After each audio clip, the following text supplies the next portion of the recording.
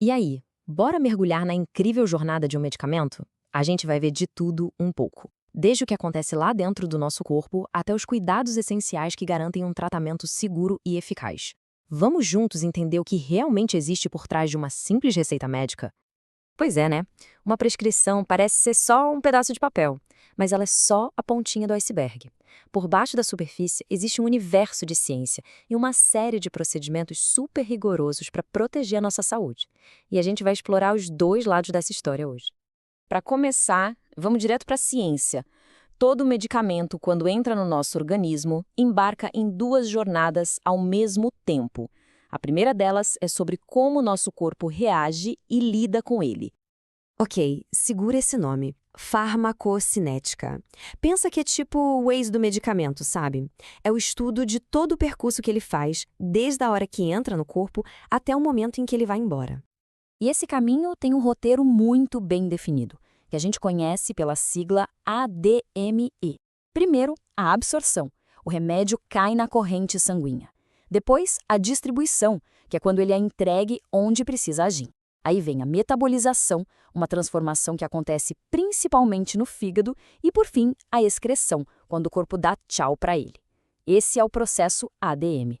Agora, a segunda jornada, a farmacodinâmica. Se a farmacocinética é o que o corpo faz com o remédio, a farmacodinâmica é o contrário, é o que o remédio faz no corpo. É a missão dele, sabe? A razão pela qual ele foi tomado. E aqui fica super claro, né? De um lado, a gente tem a jornada, o caminho. Do outro, a ação, o efeito. Pensa no analgésico.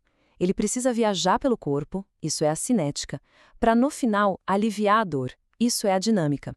Um não funciona sem o outro. Certo, com essa base de ciência na cabeça, vamos para a prática. Como é que todo esse conhecimento é usado no dia a dia para garantir que uma receita vire um tratamento seguro de verdade? Olha, antes de qualquer coisa, existe um processo de checagem super rigoroso. Cada item dessa lista é um ponto de verificação crucial. Tem que confirmar o paciente, o nome do remédio, a dose certinha, a quantidade, a via, se é oral, injetável, o intervalo entre as doses e, claro, por quanto tempo vai durar o tratamento. Absolutamente nada pode passar batido. E o resultado de toda essa checagem é uma instrução assim, ó, clara, direta, sem espaço para confusão. Cada pedacinho dessa frase corresponde a um daqueles passos que a gente acabou de ver. É basicamente traduzir o mediquês da receita para uma linguagem que todo mundo entende. Mas ó, não para por aí. A orientação vai muito além. É preciso explicar o jeito certo de tomar, ajudar a criar uma rotina de horários, alertar sobre o que fazer se esquecer uma dose e, o mais importante de tudo, ter certeza de que a pessoa entendeu.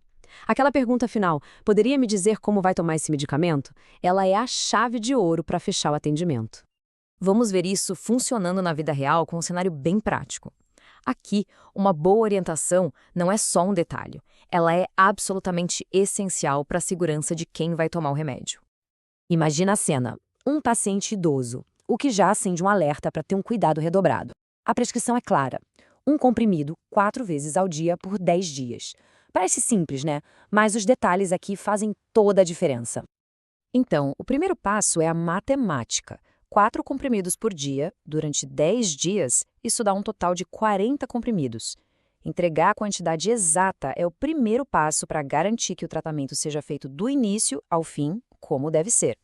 Uma orientação bem feita ajuda a evitar esses erros clássicos. Por exemplo, é fundamental explicar que 4 vezes ao dia, idealmente, significa a cada 6 horas para manter o nível do remédio sempre estável no corpo. E, claro, reforçar que mesmo se a pessoa já estiver se sentindo melhor, o tratamento precisa ser completado. Então, o ponto central aqui é o seguinte: a responsabilidade do profissional de saúde não acaba na hora de entregar a caixinha do remédio. A orientação é o que transforma um monte de comprimidos num tratamento que realmente funciona e, acima de tudo, que é seguro.